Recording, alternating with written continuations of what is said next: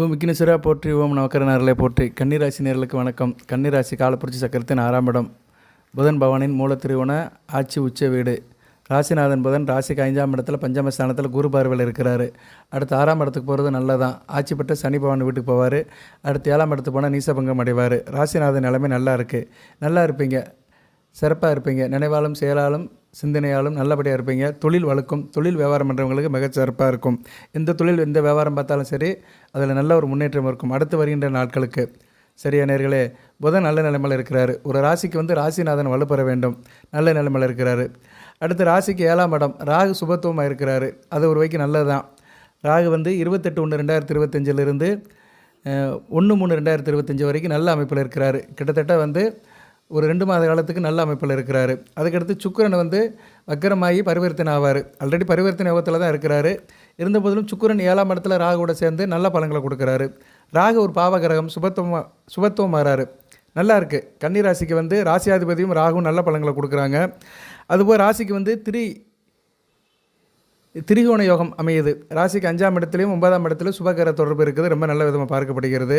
குருவும் வக்கர நிவர்த்தி அடைகிறாரு. பிப்ரவரி 7ஆம் தேதி வக்கர நிவர்த்தி அடைஞ்சு நல்ல நிலைமையில் இருக்கிறார், மே மாதம் வரைக்கும். ஸோ ராசி நல்லா வலுப்படுது. ஒரே நேரத்தில் ராசிக்கு சுக்கிர பார்வையும் குரு பார்வையும் வருது. 2 இயற்கை சுபர் பார்வை வருது ரொம்ப அபூர்வமான நிலவு. குரு வீட்டில் சுக்கிரன் வீட்டில் குரு, இவங்க 2 பேரும் இருந்து கன்னிராசியை பார்க்குறாங்க. சரியா நேரில் இது ஒரு ரேராக நடக்கிறது, அபூர்வமாக நடக்கிறது. 2 பேரும் பரிவர்த்தனை யோகம் பெற்றாலுமே உங்கள் வீட்டை பார்க்குறாங்க. இது கன்னிராசிக்கு கிடைக்கிற ஒரு வரப்பிரசாதம், ஒரு முக்கியமான நிலவு. சரியா, ரொம்ப ரேராக தான் நடக்கும். அதுபோக ராகுவும் சுபத்துவம் வராரு. சனி பகவானும் நல்ல நிலைமையில் தான் இருக்கிறாரு. ராசிக்கு 6ஆம் இடத்துல, செவ்வாயும் ராசிக்கு 10ஆம் இடத்துல வக்கர நிலையில் இருக்கிறாரு. மிகச்சிறப்பாக இருக்குது, நல்லாயிருக்கும். கன்னிராசிக்கு ஜனன ஜாதகத்தில் இப்போ ராகு திசை நடக்கிறவங்களுக்கு, குரு திசை நடக்கிறவங்களுக்கும், அடுத்து சனி திசை நடக்கிறவங்கள், இந்த 3 திசை நடக்கிறவங்களுக்கும் அடுத்து வருகின்ற ஒரு 2 மாத காலங்கள் மிக நல்லா பார்க்கப்படுகிறது. பலன்கள் நல்லா இருக்குது. அதுபோக வருகிற பிப்ரவரி 2ஆம் தேதி வசந்த பஞ்சமி நடக்குது. ராசிக்கு 7ஆம் இடத்துல நடக்குது. உத்திரட்டாதி நட்சத்திரத்தில், மீன ராசியில். வசந்த பஞ்சமிங்கிறது கலைமகளை கும்பிட்றது, சரஸ்வதி தாயை கும்பிட்றது. அன்றைக்கி நீங்கள் சில வழிபாடு காரியங்கள் பண்ணிங்கன்னா உங்களுக்கு தோஷ நிவர்த்தி ஆகும். பொதுவாக ஜனன ஜாதகத்தில் குரு, சூரியன், சுக்கிரன், புதன், சனி பகவான் இவங்க பாதிக்கப்பட்டவங்க அந்த வசந்த பஞ்சமி அன்றைக்கி அந்த வழிபாடு பண்ணுங்க, நல்ல விதமாக இருக்கும். காலையில் 7 to 10க்குள்ளே செய்யுங்க.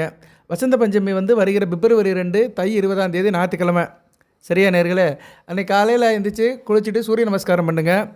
நான் இந்த வழிபாடை சொல்லிவிட்டு அடுத்து உங்களுக்கு பலன்களை சொல்கிறேன். பலன்களுங்கிறது பெருசாக எதுவும் கிடையாது நேர்களே. நம்ம வழிபாடு கரெக்டாக பண்ணிட்டாலும் ஆட்டோமேட்டிக்காக நம்மளுக்கு கிடைக்கும். சரியா, இறைவன் அனுதினம் நிலைங்க, நல்ல ஒரு காரியத்தை செய்யுங்க. வழிபாடை நாள் பார்த்து செய்யுங்க. நாள் நேரம் காலம் பார்த்து சில வழிபாடு பண்ணோம்னா அந்த வழிபடுற அமைப்புக்கு ஒரு சக்தி கிடைக்கும். சரியா, நேற்று தை அமாவாசை, நான் நிறைய வீடியோவில் போட்டிருக்கிறேன். தை அமாவாசை அன்றைக்கி சிவன் கோவிலுக்கு போனீங்கன்னா ஒரு பெரிய சக்தி கிடைக்கும். சிவசக்தி யோகம் அது. சரியா நேரில் உங்கள் ராசிக்கு 5ஆம் இடத்துல நல்ல விதமாக அமைஞ்சிருக்கு. போக முடியாதவங்க இன்றைக்கி கூட போங்க, அதனால் ஒன்றுமில்லை. இன்றைக்கி பிரதம தான் போகலாம், ஒன்றும் பிரச்சனை இல்லை. ராசிநாதன் ராசிக்கு 11 குடைவனும், ராசிக்கு 12 1 10 குடையவர்கள் ராசிக்கு 5ஆம் இடத்துல இருக்குது. அருமையான அமைப்பு. சரியா, நல்ல அமைப்பு. ஸோ இந்த 2 நாளைக்கு சந்திரன் மகரத்தில் தான் இருப்பார், 5ஆம் இடத்துல இருப்பார். சிவன் கோவிலுக்கு போயிட்டு வாங்க. ரைட்டு. சப்ஜெக்ட் என்னென்னா வசந்த பஞ்சமி. வசந்த பஞ்சமி ஒரு முக்கியமான நாள். கிரக தோஷங்கள்லாம் அடிபட்டு போயிடும். அன்றைக்கி என்ன சார் பண்ணணும் அப்படின்னா, சூரிய நமஸ்காரம் பண்ணுங்கள் காலையில் ஸ்நானம் பண்ணிவிட்டு. அடுத்து மகாலட்சுமி சரஸ்வதி படத்தை தொடச்சிருங்க, சுத்தம் பண்ணிடுங்க. சந்தனம் குங்குமம் வைங்க, அதுக்கு படையல் வைங்க. பாயாசம், இல்லைன்னா பால், இல்லைன்னா வெள்ளை கலர் பொருட்கள், பச்சை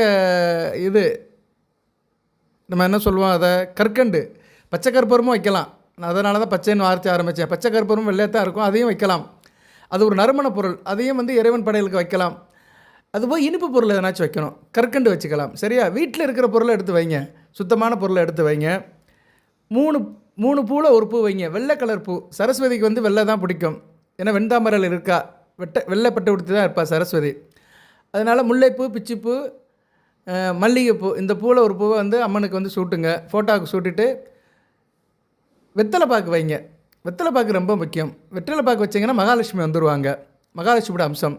அடுத்து விநாயகர் பிடிங்க, மஞ்சளில் பிடிங்க. வீட்டில் மஞ்சம் இருக்கும், முகம் பூசும் பஞ்சம் இருக்கும், எல்லார் வீட்லேயும் இருக்கும். முகம் பூசுகிற பஞ்சத்தூள் இருக்கும். அதை கொஞ்சம் விநாயகரை பிடிங்க. உள்ளங்கையில் கொஞ்சம் குழச்சி உள்ளங்கையில் வச்சு சும்மா ஒரு சிறுசாக, சரியா, ஒரு விரல் அளவுக்கு ஒரு விநாயகரை பிடிச்சி அதுக்கு குங்குமம் வைங்க. அப்போ வந்து விநாயகர் வந்துட்டார். விநாயகருக்குள்ளே சக்தியும் இருப்பா. ஏன்னா மஞ்சள் வந்து அம்மன் வடிவம், அம்மன் வந்து மஞ்சள் வடிவானவள், அந்த ஆதிபராசக்தி. அப்போ அங்கே சக்தி விநாயகர் வந்துட்டார். சக்தியை கூட்டு வந்துடுவார், தன் தாயே கூட்டு வந்துடுவார் விநாயகர்.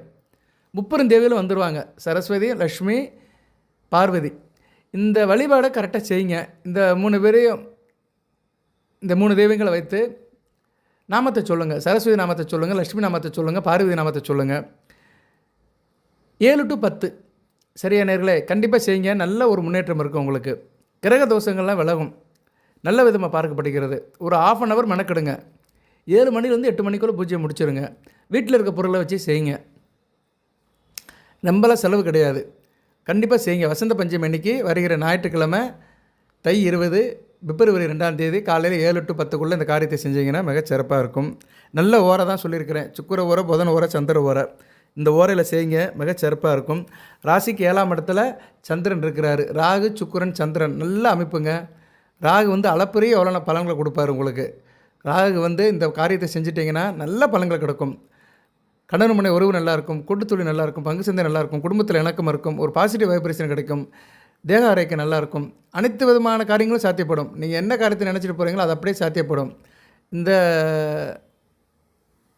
ஃபங்க்ஷனை அந்த இது அமைப்பை செய்யுங்க சரியா. அது ஒரு முக்கியமான நாளாக பார்க்கப்படுகிறது, ஒரு விசேஷ தினமாக பார்க்கப்படுகிறது வசந்த பஞ்சமி. வசந்த பஞ்சமின்னா என்ன சார்னா வளர்பிறையில் வர பஞ்சமி, அமாவாசை முடிஞ்சு வருகிற பஞ்சமி. குளிர்காலம் முடிஞ்சு கோடை காலத்தை நோக்கி நம்ம போகிறதுக்கு அடி எடுத்து வைக்கிற நாள், பிள்ளையார் சொல்லி போடுற நாள் வசந்த பஞ்சமி. ஓகே, இந்த வசந்த பஞ்சமி முன்னிட்டு கன்னிராசிக்கு நல்ல யோகங்கள் இருக்குது, அற்புதமான பலன்கள் கிடைக்கும். வேலை, தொழில், வியாபாரத்தில் திருப்திகரமான சூழ்நிலை இருக்கும். வாழ்க்கையில் முன்னேற்றத்துக்கான புதிய வழியில் பிறக்கும். அது உங்களுக்கு புதுசாக ஒரு வழியில் பிறக்கும் சரி. அந்த 30 தேவிலும் வந்து உங்கள் வீட்டில் வாசம் பண்ணிவிட்டு உங்களுக்கு முக்கியமான சில காரியங்களை செய்ய வைப்பாங்க. அடுத்து வாழ்க்கையில் உங்கள் ரொட்டீனாக நடக்கிற காரியத்தில் சில வித்தியாசமான அணுகுமுறைகள் இருக்கும், புதிய வழியில் பிறக்கும். வியாபாரம் பண்ணுறவங்களுக்கு நல்ல ஒரு முன்னேற்றம் இருக்கும். எதிர்பார்த்த பண வரவு வரும். அதை நீங்கள் எதிர்பார்த்துருந்தீங்கன்னா அந்த பணம் வரவு கண்டிப்பாக வரதுக்கு வாய்ப்பு இருக்குது. திட்டமிட்ட காரியத்தை நல்லபடியாக பண்ணுவீங்க, அதில் வெற்றியும் காண்பீர்கள். அதுவும் குரு மாற்றம் நான் சொல்லியிருக்கிறேன், பிப்ரவரி 7ஆம் தேதி அவர் வந்து சாரம் மாறுறாரு. அதுவும் உங்களுக்கு நல்ல வெற்றியை கொடுக்கும். நீங்கள் எந்த துறையில் சார்ந்திருந்தாலும் சரி, அந்த சார்ந்த துறை, அதாவது நீங்கள் எந்த இலாக்கா எந்த டிபார்ட்மெண்ட்டில் வேலை பார்த்தாலும் சரி, அது சார்ந்த விஷயத்தில் சக்ஸஸ் ஆவீங்க, மகிழ்ச்சியும் இருக்கும். இப்படி அளப்பரிய பலன்களை கிரகங்கள் கொடுக்குதுங்க. அதுபோக வந்து ராகு சுக்கிரன் நினைவு நல்ல அமைப்புங்க. 7ஆம் இடத்துல இருக்கிறது வந்து நல்ல அமைப்பு. திருமணம் மலமல நடக்கும். திருமண விஷயத்தில் இருக்கிறவங்களுக்கு சிறப்பாக இருக்கும். 7ஆம் இடத்துல ராகு இருந்துக்கிட்டு அவர் சில இடத்த பார்க்குறாரு. ராகுக்கு பார்வை உண்டு. 3ஆம் பார்வை, 11ஆம் பார்வை, 7ஆம் பார்வை. 3ஆம் பார்வை அவர் வந்து இருக்கிற இடத்துலேருந்து உங்கள் ராசிக்கு 5ஆம் இடத்தை பார்க்குறாரு. பிள்ளைகள் விஷயத்தில் இந்த பிரச்சனைகள் தீரும். குலதெய்வத்தோட அருள் கிடைக்கும். சொந்த பந்தத்தில் இணக்கம் இருக்கும். தகப்பு நிலை உறவு நல்லாயிருக்கும். தகப்பு நிலை பஞ்சாயத்துகள், நிலப்பல விஷயங்கள் எல்லாமே நல்லபடியாக முடியும். அதுபோல் 5ஆம் இடம் நல்லா இருக்குது. திரிகோண யோகம் இருக்குது சரியா. சூரியனும் புதனும் அங்கே சேர்ந்து இருக்கிறாங்க. இன்றைக்கி சந்திரனும் இருக்கிறாரு. இன்றைக்கி சந்திரனும் திருவோண நட்சத்திரத்தில் இன்றைக்கி தேதி என்ன 30/1/2025 ராசிக்கு 5ஆம் இடத்துலேருந்து 11ஆம் இடத்தை சொந்த வீட்டையே பார்க்குறாரு. அருமையாக இருக்கும் சரியா நேரில். இன்றைக்கும் நாளைக்கே வந்து உங்களுக்கு வந்து தொழில் நல்லாயிருக்கும். 3 முக்கியமான கிரகங்கள் குரு பார்வை பெற்று உங்கள் லாபஸ்தானத்தை பார்க்குறதுனால லாபம் நல்லாயிருக்கும். கண்டிப்பாக லாபம் இருக்கும். அதோட தாக்கம் இன்றைக்கே தெரியும். இந்த வீடியோ பார்க்கும்போதே ஒரு குறிப்பிட்ட பேருக்கு வந்து நல்ல தொழிலில் லாபம் இருக்கும். யாராக இருக்குது அப்படி சொன்னோம்னா, உணவு சம்மந்தப்பட்ட தொழிலில் இருக்கிறவங்க, ஹோட்டல் வச்சுருக்கிறவங்க, சிற்றுண்டி சாலை வச்சுருக்கிறவங்க, காய்கறி கடை வச்சுருக்கிறவங்க, ஃபுட் ஸ்டால் வச்சுருக்கிறவங்க, பழக்கடை வச்சுருக்கிறவங்க, ஜூஸ் கடை வச்சுருக்கிறவங்க, ஐஸ் பார்லர் வச்சுருக்கிறவங்க, பியூட்டி பார்லர் வச்சுருக்கிறவங்க, அழகு சம்மந்தப்பட்ட பொருட்களில் இருக்கிறவங்க, இவங்களுக்கெல்லாம் நேற்றும் இன்னுக்கும் நல்லா இருந்திருக்கும். 29/1/2025, 30/1/2025 நல்லாயிருக்கும். இன்னும் அடுத்து வருகின்ற 2 நாட்கள் நல்லாயிருக்கும். ஏன்னா கிரக நிலைகள் வந்து அப்படி மாறி மாறி வரும்போது குறிப்பிட்ட சாரருக்கு பலன் கிடைக்கும். சந்திரன் வந்து இப்போ வளர்பிறை சந்திரன் இருக்கிறாரு. சந்திரன் சுப கிரகங்களை தொடர்பில் மையப்படுத்திக்கிட்டு சுப இடங்களை பார்த்தா வச்சுக்கோங்களேன், நல்ல பலன்களை கொடுப்பார். இப்போ குரு பார்வை பார்த்துட்டு உங்கள் ராசி 11ஆம் இடத்தை சொந்த வீட்டே பார்க்குறாரு. அதனால் கடகம் சம்மந்தப்பட்ட வேலையில் இருக்கிறவங்க நல்லாயிருக்கும். கடகம் ஒரு நீர் ராசி, கடல் கடந்து போனவங்களுக்கு நல்லாயிருக்கும். இப்போ கன்னி ராசியில் கடகலந்து போய் இருக்கிறவங்க, வெளிநாட்டில் இருக்கிறவங்களுக்குலாம் நல்லாயிருக்கும். அடுத்து வருகின்ற 2 நாட்கள் நல்ல விதமாக பார்க்கப்படுகிறது. இப்படி தாங்க பலன்கள் போகும் சரியா. எல்லாருக்கும் எல்லாம் கிடைக்காது. அடுத்து சந்திரன் வந்து 6ஆம் இடத்துக்கு போவார். நல்லது தான், வேலை பார்க்குறவங்களுக்கு நல்லாயிருக்கும். அடுத்து வருகின்ற ஒரு 4 நாட்கள் கும்பராசியில் அவர் 3 நட்சத்திரத்தில் போவார். அவிட்டம், சதயம், பூரட்டாதி நல்ல விதமாக தான் பார்க்கப்படுகிறது சரி. அடுத்து வருகின்ற நாட்களும் நல்லா தான் இருக்கும். ஏன்னா 6ஆம் இடத்துல சந்திரன் இருக்கிறது நல்லது. கோச்சாரத்தில் அவர் நல்ல பலன்களை கொடுப்பார். இரும்பு சம்மந்தப்பட்ட வேலையில் இருக்கவங்க, மர சம்மந்தப்பட்ட வேலையில் இருக்கிறவங்க நல்லாயிருக்கும். கட்டிடம், மணல், ஜல்லி இது சம்மந்தப்பட்ட வேலையில் இருக்கிறவங்க, கான்ட்ராக்ட் எடுத்து செய்கிறவங்க, ரோடு ஒர்க் பார்க்குறவங்க, அது அது மாதிரி வந்து automobile mechanical engineering, auto driver, van driver இவங்களுக்கு நல்லாயிருக்கும். ஸோ வந்து ஒரு கிரகங்கள் மற்ற கிரகங்கள் கூட சேரும்போது தான் பலனால என்ன கிரக சேர்க்கை தான். இப்போ சந்திரன் வந்து 2 நாளுக்குள்ளே மாறுவார். அதனால் சந்திரனுக்கு வந்து பலன்களை ஈஸியாக சொல்லலாம். மற்ற கிரகங்கள் வந்து மெதுவாக தான் மாறும். இப்போ சனி பகவான் 2 வருஷத்துக்கு ஒரு தடவை தான் மாறுவார். ஒரு நட்சத்திர சாரத்திலே ஒரு பாதத்தில் 3 மாதம் 13 நாட்கள் இருப்பார். கிட்டத்தட்ட வந்து 103 நாட்கள் வந்து ஒரு நட்சத்திர பாதத்தில் இருப்பார் சனி பகவான். அவருக்கு பலன்கள் சொல்கிறது வந்து ரொம்ப கஷ்டம். ஏன்னா அது ரொம்ப ஒரு மைக்யூரிட்டியாக பார்க்கணும், மைக்ரோ லெவலில் பார்த்து சொல்லணும், அக்யூரசி அதிகமாக இருக்கணும். மற்ற கிரகங்கள் கொஞ்சம் கொஞ்சமாக சூரியன்லாம் ஒரு 3-4 நாளுக்கு ஒரு மாறுவார். ஏன்னா அவர் வந்து 30 நாளுக்குள்ளே ஒரு ராசியை விட்டு போயிடுவார். புதன் 24 நாளுக்குள்ளே மாறுவார். செவ்வாய் 45 நாளுக்குள்ளே மாறுவார். சுக்கிரன் 28 நாளுக்குள்ளே மாறுவார். இப்படி தான் கிரகங்களுடைய பலன்களை வந்து நம்ம அனலைஸ் பண்ணி சொல்லணும். அந்த கிரகம் இந்த கிரகத்தை கூட சேர்ந்துருக்கு, எந்த வீடை பார்க்குது, நல்ல நிலைமையில் இருக்கா, கெட்ட நிலைமையில் இருக்கா, விசேஷத்தன்மை இருக்கா அப்படின்னு பார்த்து சொல்லணும். அதுபோது விசேஷ நாட்கள் எது வருதா, ஆகம விதிப்படி விசேஷ நாட்கள், அந்த திதி, கரணம், கிழமை, நாள் இதெல்லாம் இருக்குது பார்த்தீங்களா. பஞ்சாங்கன்னு சொல்கிறோம். 5 விதமான அமைப்புகளை வந்து எப்படி சார்ந்து வருது அதை சொல்லணும் நேர்களே. அதெல்லாம் பார்த்தோம்னா ஆட்டோமேட்டிக்காக நமக்கு வந்து யோகம் வந்துடும், பலன்கள் வந்துடும். அதாவது யோகமுள்ள நாட்களில், கிரக வலிமையுள்ள நாட்களில் சில பூஜை புனஸ்காரத்தை பண்ணணும்னா நமக்கு ஆட்டோமேட்டிக்காக நல்லது நடக்கும். சரியா? அன்றைக்கி நடக்குதோ இல்லையோ அடுத்து வருகின்ற நாட்களில் நிச்சயமாக நடக்கும். இப்போ சந்திரனும் வந்து நல்ல நிலைமையில் தான் இருக்கிறார். அடுத்து 6ஆம் இடத்துக்கு போகிறாரு, 7ஆம் இடத்துக்கு போகிறாரு. மிகச்சிறப்பாக தான் பார்க்கப்படுகிறது. ஓகே, இப்படி பார்க்கும்போது வந்து சந்திரன் நிலையுமே நல்லா இருக்குது. சூரிய சந்திரனும் நல்ல நிலைமையில் தான் இருக்கிறாங்க. புதன் நல்ல நிலைமையில் இருக்கிறாரு. சனி பகவானும் நல்ல நிலைமையில் தான் இருக்கிறாரு. உங்கள் ராசிக்கு 5-6 குடைவன் வந்து 4-7 குடைவன் சாரம் வாங்கியிருக்கிறாரு. குருவுக்கு கேந்திரமாக இருக்கிறாரு.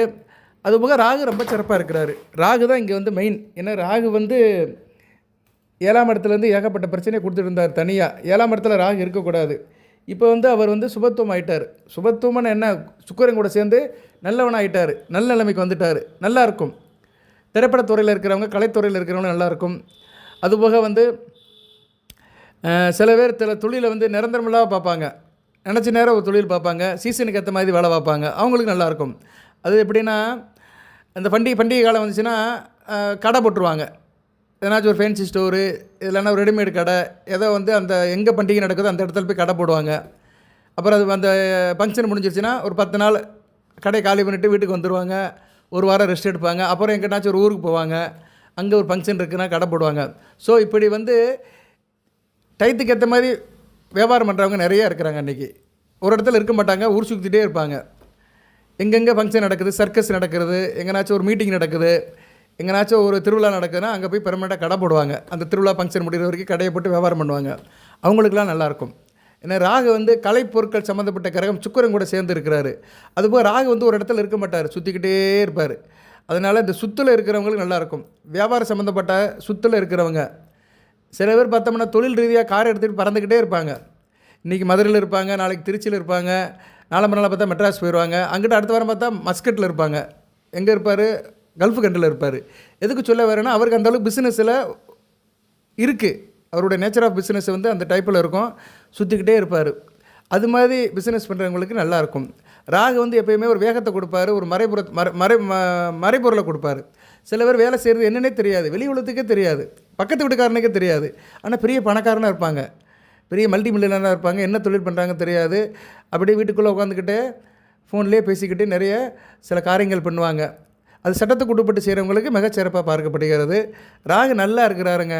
ராகுவால் அடுத்து வருகின்ற ஒரு மாதத்துக்கு நல்லா இருக்கும், மார்ச் 1ஆம் தேதி வரைக்கும். அதுக்கடுத்து சுக்கிரன் வக்கரம் அடைவார். உச்ச வக்கரம் நீசந்தான். அந்நேரம் கொஞ்சம் பலன்கள் மாறுபடும். நான் அந்நேரம் பலன்களை வந்து கொஞ்சம் ரிவைஸ் பண்ணுறேன். ஏன்னா என்றைக்குமே வந்து பலன்களை வந்து கான்ஸ்டண்ட்டாக சொல்லணும்னா நம்ம அந்த டயத்துக்குள்ளே சொன்னால் தான் கான்ஸ்டண்ட்டாக நிற்கும், கரெக்டாக இருக்கும். சும்மா ஒட்டுமொத்தமாக சொல்லிட்டு போயின்னு வச்சுக்கோங்களேன், அது வந்து பலன்கள் நிற்காது. ஜோதிடத்தில் நீங்கள் எல்லோரும் செய்கிற தவறு அப்படி தான். யூடியூப்பில் எல்லாருமே 19 சொல்லிட்டு போயிடறாங்க. புள்ளி விவரமாக சொல்கிறது கிடையாது. நாள், தேதி, கிழமை எதுவுமே சொல்கிறது கிடையாது.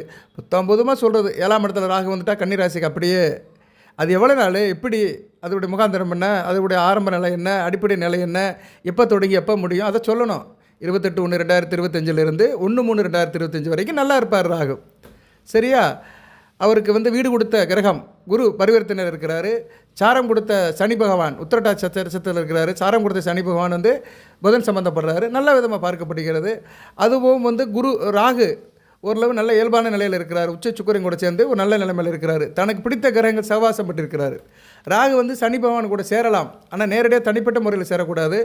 சுப தொடர்பில் சேரலாம். சுக்கிரன் கூட சேரலாம், புதன் கூட சேரலாம், குரு கூட சேரலாம், வளர்பிறை சந்திரன் கூட சேரலாம். இப்படி சேரும்போது ராகு என்ன பண்ணுவார்னா தன்னை நல்லவன் ஆகிக்கிட்டு பிறரை கெடுத்துருவார். அதான் ராகுவுடைய ஒரு பெரிய வீக்னஸ். அதை சாதகமாக எடுத்துக்கலாம், பாதகமாக எடுத்துக்கலாம். பிறரை கெடுத்து தான் நல்லவன் கட்டுவார். அதுதான் ராகுவுடைய நேச்சர்.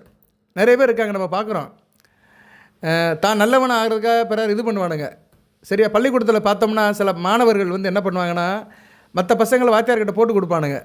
சார் அவன் பேசிக்கிட்டே இருக்கிறான் சார், ஒழுங்காக படிக்க மாட்டேங்கிறான் சார், உங்களை கேலி பண்ணுறான் சார் அப்படின்னு அவனை பற்றி ஒரு வதந்தியோ புகாரையோ கொடுத்து வாத்தியார்கிட்ட நல்ல பேர் எடுப்பாங்க. அப்பேற்பட்ட கேரக்டருக்கு சொந்தக்காரர் தான் ராகு பகவான். சரியா? ரைட்டு. அப்பேற்பட்ட ராகு இப்போ 7ஆம் இடத்துலேருந்து ஏகப்பட்ட இடைஞ்சலை கண்ணி கொடுத்துட்டு இருந்தார். இப்போ அதெல்லாம் மாறுது. சரியா? ராகுவால் நல்ல ஒரு கிரெடிட் கிடைக்குது. இந்த வசந்த பஞ்சமிக்கு பின்னாடி நல்ல ஒரு அமைப்பு வருது. கிரக தோஷமெல்லாம் மாறுது. 5 கிரகங்கள், சுக்கிரன், புதன், சூரியன், சனி பகவான், குரு பகவான், இந்த 5 கிரகங்களுமே புனிதம் அடையுது. இப்போ கிரக தோஷம் இருக்கிறவங்க அது எப்படின்னு அதை சொல்கிறேன். தெரியணும்ல. சும்மா தோஷம்னா எப்படி சார் அதை கண்டுபிடிக்கணும்ல. உங்கள் ஜாதக கட்டத்தை எடுத்துக்கிட்டிங்கன்னா சூரியன் தோஷம்னா சூரியன் மகர கும்பத்தில் இருக்கக்கூடாது, இருந்தாருன்னா அவருக்கு ஆகாத வீடு. ஆனால் இப்போ மகரத்தில் தான் இருக்கிறாரு, குரு பார்வையில் இருக்கிறாரு, பிரச்சனை இல்லை. வீடு கொடுத்த சனி பகவான் ஆட்சி பெற்று இருக்கிறாரு, நார்மலாக இருப்பார். சில நேரம் சம்மந்தம் இல்லாமல் மகர கும்பத்தில் இருப்பார், ராகு சனி கூட சேர்ந்துருப்பார், சூரியன் கெட்டு போயிட்டாருன்னு அர்த்தம்.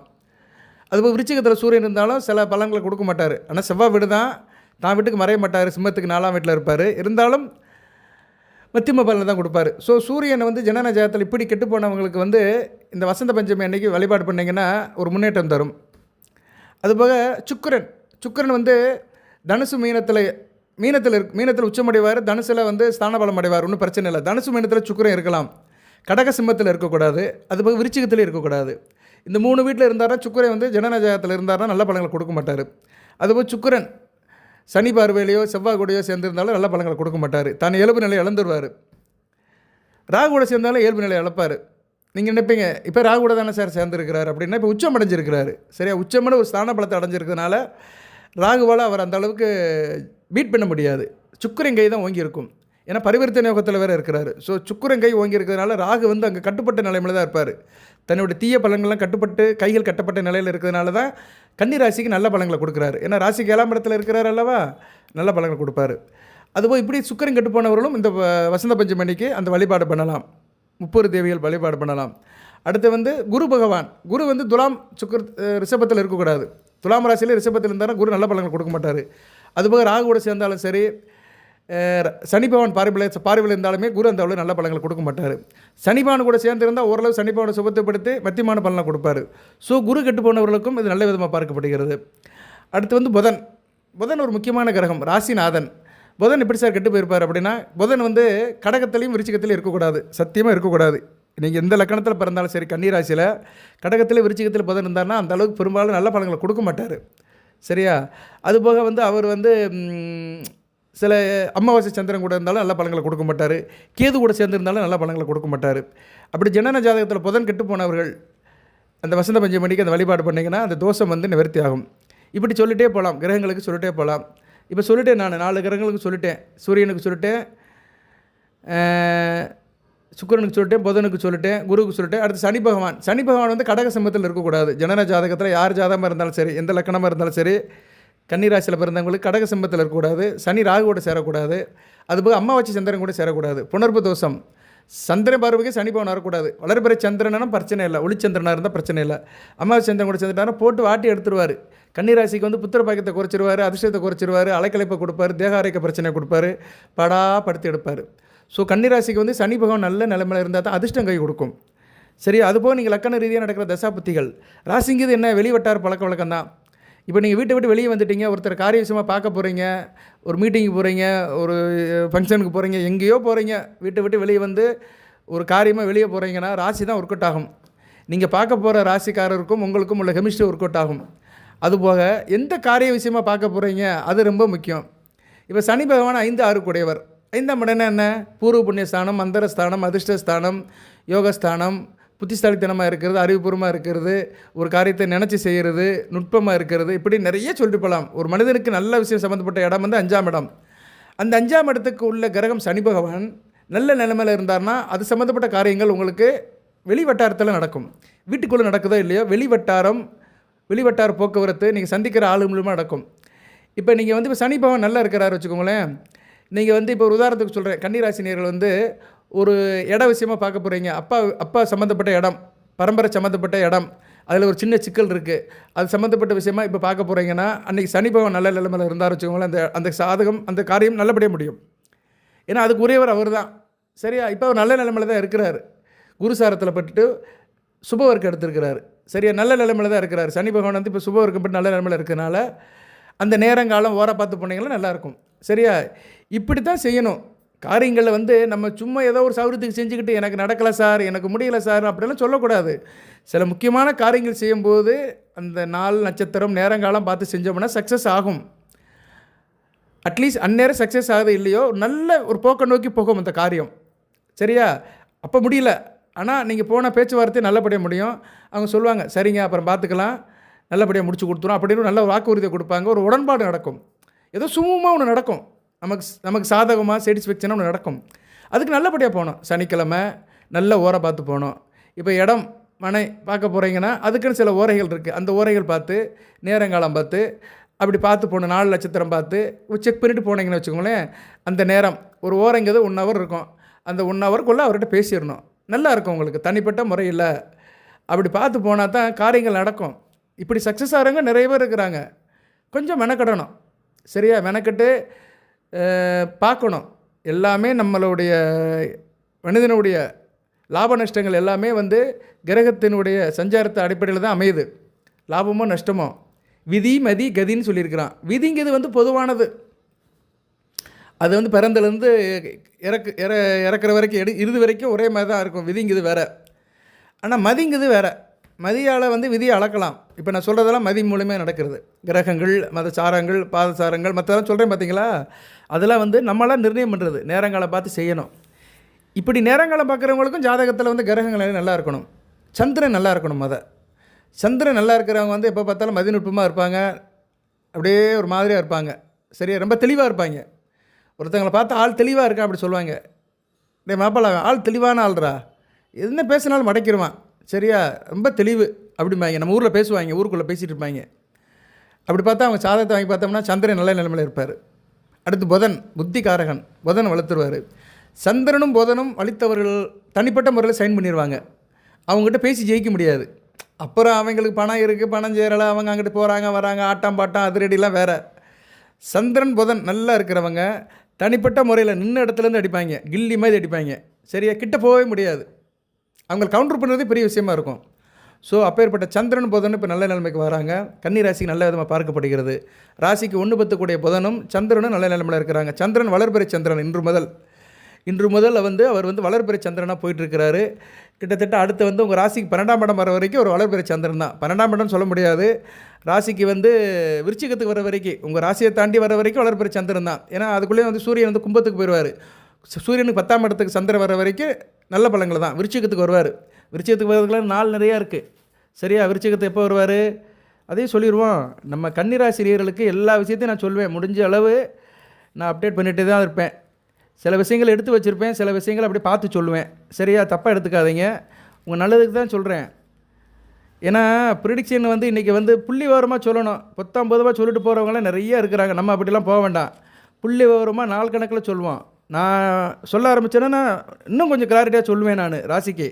சரியா? நேரில் பட் நேரங்காலம் இல்லை, நமக்கு இறைவனோட அமைப்பு, வெளி வேலைகள் நிறைய ஒரு கமிட்மெண்ட்டில் இருக்கிறதுனால தான் சில நேரங்களில் வந்து நமக்கு செட் ஆக மாட்டேங்குது. ஸோ உங்களுக்கு வந்து 21ஆம் தேதி வரைக்கும் நல்ல நிலைமையில் இருப்பார் சந்திரன். 21/3/2025 வரைக்கும், கேட்டை நட்சத்திரம் வர வரைக்கும், 21/3/2025 பங்குனி 7 வெள்ளிக்கிழமை வரைக்கும் நல்ல நிலைமையில் இருப்பார். கன்னிராசிக்கு வந்து 11 குடைவன் வந்து வளர்பிறை சந்திரனாக ஒளிச்சந்திரனாக இருப்பார். அது அந்த 23/3/2025 அன்றைக்கி ராசிக்கு 3ஆம் இடத்துல இருப்பார். தைரிய வீரிய காரிய சகாசாரத்தில் இருக்கிறதுனால அருமையாக இருக்கும். ஸோ சந்திரன் நல்ல நிலைமையில் இருக்கிறாரு, புதனும் நல்ல நிலைமையில் இருக்கிறதுனால உங்களை யாரும் நெருங்க முடியாது. கன்னிராசியில் இருக்கிறவங்கள நெருங்க முடியாது. சரியா? நல்லா இருப்பீங்க, ஸ்மார்ட்டாக இருப்பீங்க. வாழ்த்துக்கள். இப்படியே பலன்கள் உங்களுக்கு போய்கிட்டே சொல்லிக்கிட்டே இருக்கலாம். சரியா? ஸோ இப்படி பார்க்கும்போது உங்களுக்கு வந்து சூரியன், சந்திரன், புதன், சனி பகவான், ராகு இவங்களாம் நல்ல நிலைமையில் இருக்கிறாங்க. 5 கிரகங்கள் நல்ல நிலைமையில் இருக்குது. சுக்கிரன் உச்ச சுக்கிரன் இருக்கிறாரு, இப்போதைக்கு பிரச்சனை இல்லை. ஆனால் ராகுவோட கொஞ்சம் சேரும்போது கொஞ்சம் டிஸ்டர்ப் ஆவார். அதனால் என்ன சார் பிரச்சனைனா, பெண்கள் விஷயத்தில் கவனமாக இருக்கணும் ஆண்கள். ஏன்னா சுக்கிரன் ஒரு பெண் கிரகம், ராகுவோட சேர்றாரு. அதனால் மனதில் சில தேவையில்லாத எண்ணங்கள் வரும். கொஞ்சம் கவனமாக இருங்க, வயதுக்கு ஏற்ற மாதிரி கவனமாக இருங்க. பெண்கள் சகவாசத்தை குறைச்சிக்கோங்க. தேவையில்லாமல் யார்கிட்ட டீலிங் வச்சுக்க வேண்டாம், கவனமாக இருங்க. பெண்கள் விஷயத்தில் சில பிரச்சனைகள் வரலாம். அதுபோக 2 கூடையவன், குடும்பத்தில் சில பிரச்சனைகள் வரலாம். குடும்பத்தில் ஆடம்பர செலவு இருக்கும். கொஞ்சம் ஆள் இணக்கமாக இருக்க மாட்டீங்க. உங்களோட செயல்பாடு மற்றவங்களுக்கு எரிச்சலை கொடுக்கலாம். சரியா, பழக்க வழக்கங்கள் எரிச்சலை கொடுக்கலாம். கொஞ்சம் கவனமாக இருங்க. 9 கூடையவன், அப்பா கிட்ட அனுசரித்து போங்க. அதுபோக அடுத்த மாதம் சூரியனும் சனி சேர்றாங்க. அடுத்த மாதம் பிப்ரவரி 14ஆம் தேதிக்கு மேலே வச்சுக்கோங்களேன். சூரியனும் சனி 6ஆம் இடத்துல இருக்கிறாங்க. 6ஆம் இடத்துல இருக்கிறது நல்லது தான். இருந்தாலும் தாப்பனுக்கும் மனுக்கும் சில விரயம் இருக்கும். தாப்பங்கிட்ட பேசி சண்டை போட்டு வெளியே போகிறது, இல்லைனா அப்பாவுக்கு விரயம் ஆகிறது, அப்பாவுக்கு செலவு பண்ணுறது, இப்படி கொஞ்சம் இருக்கும். சரியா, ஏன்னா 12ஆம் இடத்தை வர சூரியன் சொந்த விட்டே பார்ப்பார் சனி கூட சேர்ந்து. கொஞ்சம் விரயம் இருக்க தான் செய்யும். உத்தியோக ரீதியாக அப்பா விட்டு பிரிஞ்சு போகிறது, அது நீங்கள் ஒரு இடத்துல வேலை பார்ப்பீங்க, கொஞ்சம் நாளைக்கு அப்பா விட்டு பிரிஞ்சு இருப்பீங்க. இல்லைனா உத்தியோகத்தால் அப்பாவுக்கு உங்களுக்கு பிரச்சனை வரும். அவர் ஒன்று சொல்லுவார், நீங்கள் ஒன்று சொல்லுவீங்க. அவர் வேலைக்கு போடாமல் பாரு, நான் போக மாட்டேன் அப்படிம்பீங்க. வயதுக்கு ஏற்ற மாதிரி. இன்றைக்கி 25 வயசுக்குள்ள இருக்க பிள்ளைகள்லாம் தாப்பன் பேச்சை மேக்ஸிமம் கேட்குறாங்க, இல்லைன்னு சொல்ல மாட்டேன். ஆனால் இருந்தாலும் அவங்க சர்வத்துக்கு இருக்கிறாங்க. ஃப்ரெண்ட்ஸ் என்ன சொல்கிறான், மற்றவங்க என்ன சொல்கிறாங்க, இதை வச்சுக்கிட்டு வீட்டில் தாய் தாப்பன் கூட சண்டை போடுறது, நான் அப்படிலாம் இருக்க மாட்டேன் அப்படி இப்படின்னு சொல்கிறது. இது மாதிரி சூழ்நிலாம் இருக்கும். அதனால் கவனமாக இருக்கணும். சரியா நேரில் மாதம் ரொம்ப கவனமாக இருக்கணும். மாதத்துக்கு இன்னும் நாள் இருக்குது. சரியா, இன்றைக்கி தை 17 தான், இன்னும் ஒரு 13 நாளுக்கு மேலே இருக்குது. ஓகே, இதெல்லாம் இதையும் கவனித்து இருக்கணும். பலன்களுக்கு இது ஜாதக பாதங்கள் 2 கலந்து இருக்குது. சாதகமும் இருக்கும், பாதகமும் இருக்கும். கொஞ்சம் கவனமாக இருக்கணும். சுக்கிரை கொஞ்சம் வலு இறக்குறாரு. சில பலங்களை கொடுத்தாலுமே வலு இழக்கிறாரு. மகாலட்சுமி வழிபாடை சரி பண்ணிக்கோங்க. அதுக்கு தான் அந்த வசந்த பஞ்சமி அன்றைக்கி வழிபாடு பண்ண சொல்கிறேன். அன்றைக்கி பண்ணிட்டாலே உங்களுக்கு ஓரளவு பேலன்ஸ் ஆயிரும். இல்லைனா பெருமாள் கோயிலுக்கு போங்க. வெள்ளிக்கிழமை தோறும் இரவு பெருமாள் கோயிலுக்கு 8 to 9 போயிட்டு வாங்க. தாயாரை கும்பிடுங்க. வாய்ப்பு இருக்கிறவங்க ஸ்ரீரங்கம் போங்க, திருப்பதி போங்க, கஞ்சனூர் போங்க. இங்கிட்டு சவுத் சைடில் நிறைய இடம் இருக்குது. நான் ஏற்கனவே சொல்லியிருக்கிறேன், பழைய வீடியோவில் சொல்லியிருக்கிறேன். இருந்தாலும் திருப்பி சொல்கிறேன். ஏன்னா சுக்கிரை கன்னி ராசிக்கு ரொம்ப வேண்டியவர். அவர் கொஞ்சம் இக்கட்டான நிலைக்கு போகிறதுனால நவ கைலாசம் சேர்ந்த மங்கலம் போங்க. மதுரைக்கு தெற்க இருக்கிறவங்க, இல்லைனா நவ திருப்பதி தென் திருப்புரைக்கு போங்க. ஒரு தடவை போயிட்டு வந்துடுங்க. நான் போன வாரம் கூட இங்கே போனேன்னா ஸ்ரீரங்கம் போயிட்டு வந்தேன். போன வாரம் புதன்கிழமை தேய்பிரை அஷ்டமி அன்னைக்கு போயிட்டு வந்தேன். சரியான கூட்டம் அன்னைக்கு. போய் ரெங்கமன்னாரையும் ரெங்கநாயி அந்த ஆரியப்பட்டாலையும் பார்த்து வந்தேன். சரியா, ஏன்னா நானும் மகர ராசி உத்திராட நட்சத்திரம் தான். மகர ராசிக்கும் அவர் ரொம்ப வேண்டியவர் தான். பொதுவாக சுக்கிரன் மகர, கும்ப, கன்னி, துலாம், ரிஷபம், மிதுனம் இந்த 6 ராசிக்கு ரொம்ப வேண்டியவர். அதேமாரி இந்த லக்கணத்தில் பிறந்தவங்களுக்கு ரொம்ப வேண்டியவர். லக்கணம்னு சொன்னோன்னே இன்னொரு தகவல், கன்னி ராசியில் இப்போதைக்கு இந்த 6 லக்கணத்தில் பிறந்தவங்களுக்கு மிக அருமையாக இருக்கும். மிதுன லக்கணம், கன்னி லக்கணம், மகர லக்கணம், கும்ப லக்கணம், துலா லக்கணம், ரிஷப லக்கணம் இந்த லக்கணத்தில் பிறந்தவங்களுக்கு ராகு அளப்பரிய பலங்களை கொடுப்பாரு. ராகுவும் புதனும் சனி பகவானும் அளப்பரிய பலங்களை கொடுப்பாங்க. இப்போ 3 பேருமே நல்ல நிலைமையில் இருக்கிறாங்க. புதன் சனி பகவான் வீட்டில் ஸ்தான பலம் பெற்று குரு பார்வையில் இருக்கிறாரு. சனி பகவான் குரு சாரம் பெற்று ஆட்சி பெற்று இருக்கிறாரு. ராகு சுக்கிரன் கூட சேர்ந்து நல்ல நிலைமையில் இருக்கிறாரு. ஸோ ராகு, சுக்கிரன், புதன் இவங்க 3 பேருமே நான் சொன்ன இந்த 6 லக்கணத்துக்கு நல்ல பலங்களை கொடுப்பாங்க. கன்னி ராசியில் இந்த 6 லக்கணத்தில் பிறந்தவங்களுக்கு நல்லா இருக்குங்க. அடுத்து வருகின்ற நாட்கள் நல்லா இருக்கும். மற்ற லக்கணத்தில் பிறந்தவங்களுக்கு சுமாராக தான் இருக்கும். சரியா, தனுசு மீன லக்கணத்தில் பிறந்தவங்களுக்கு சுமாராக தான் இருக்கும். விருச்சிக லக்கணம், கடக லக்கணம், சிம்ம லக்கணத்தில் பிறந்தவங்களுக்கு அந்தளவுக்கு சிறப்பாக இருக்காது. மேச லக்கணத்தில் பிறந்தவங்களுக்கு மத்தியம பலனை கொடுப்பார் ராகு. சரியா, இப்படித்தான் பலன்கள் கொஞ்சம் அப்படி டைவர்ஷன் ஆகி போகும். சரியா, மெஜாரிட்டியான கிரகங்களை பார்க்கணும். மெஜாரிட்டியான கிரகங்கள் எந்த லக்கணத்துக்கு சாதகமாக இருக்கோ அந்த லக்கணத்தில் பிறந்தவர்கள் அந்த ராசிக்காக உள்ள பலன்களை அடைவார்கள். இதுதான் கன்னி ராசியில் நிறைய பேருக்கு பலன் நடக்க, சில பேருக்கு நடக்க மாட்டேங்குது. ஏன்னா லக்கண ரீதியாக ஒன்று பிரிஞ்சிடும்.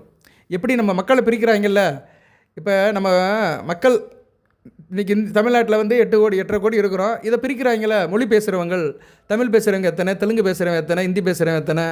அப்படி தமிழ் பேசுகிறவங்க இருந்தாலும் சரி, அவன் எந்த மதத்தில் இருக்கிறான், இந்துவா, முஸ்லீமா, கிறிஸ்டினா அப்படி பிரிக்கிறாங்க. அரசாங்கத்திலே பிரிக்கிறாங்க, சட்டப்படி பிரிக்கிறாங்க. அதுபோல் அவன் என்ன ஜாதியில் இருக்கிறான், சாதிவாரி கணக்கெடுப்பு. ஸோ ஒரு மனிதனுக்கே இவ்வளோ கால்குலேஷன் இருக்குது. அப்போ கிரகங்களுக்கு இருக்காதா? கண்டிப்பாக இருக்குது. அதனால தான் பலன்கள் மாறுபடுது உங்களுக்கு. சரியா நேர்களே, கன்னி ராசியில் சில பேருக்கு நடக்கலை, போடுவாங்க கமெண்ட்ஸில், சார் நீ நிறைய சொல்கிற சார், எனக்கு ஒன்றும் நடக்க மாட்டேங்குது சார் அப்படின்னா அவங்க அதில் பிரித்து கிடப்பாங்க. எப்படி நான் சொன்ன விஷயத்தில் பிரிஞ்சு கிடக்குதோ அது மாதிரி உங்களுக்கு அந்த லக்கணம் மாறி போய் கிடக்கும். சரியா, நல்லா இருக்காது. புரிஞ்சுக்கணும். சரியா நேர்களே, எது எப்படி இருந்தாலும் சரி அந்த வழிபாடு மட்டும் பாருங்கள். வழிபாடு பொதுவானது. நீங்கள் கன்னி ராசியில் எந்த லக்கணத்தில் பிறந்தாலும் சரி, எந்த நட்சத்திரத்தில் பிறந்தாலும் சரி, வழிபாடு பொதுவானது. அந்த வழிபாடு பண்ணுங்கள். வசந்த பஞ்சமணிக்கு அந்த வழிபாடு பண்ணுங்கள், நல்லபடியாக இருக்கும். வசந்தம் கை கொடுக்கும். நல்லா இருக்குது. கன்னிராசிக்கு வந்து இப்போ ராகு வந்து நல்ல நிலைமையில் இருக்கனால கன்னிராசியின் கை ஓங்குது, கன்னிராசியின் கொடி பறக்குது, நல்லபடியாக இருக்கும். எல்லாம் வல்ல இறைவன் கன்னிராசிக்கு உத்திரம், சித்திரை, அஸ்தம் இந்த 3 நட்சத்திர நேர்களுக்கும் சில சௌபாகியத்தையும் சில ஐஸ்வர்யத்தையும் சில நன்மையிலும் கொடுப்பார். அனைத்து வளங்கள் நலங்களை பெற்று தேக ஆரோக்கியத்துடன் தீர்க்காலையுடன் நீடோடி வாழ்க, நிறைந்த வளம் பெறுக. நன்றி நேயர்களே.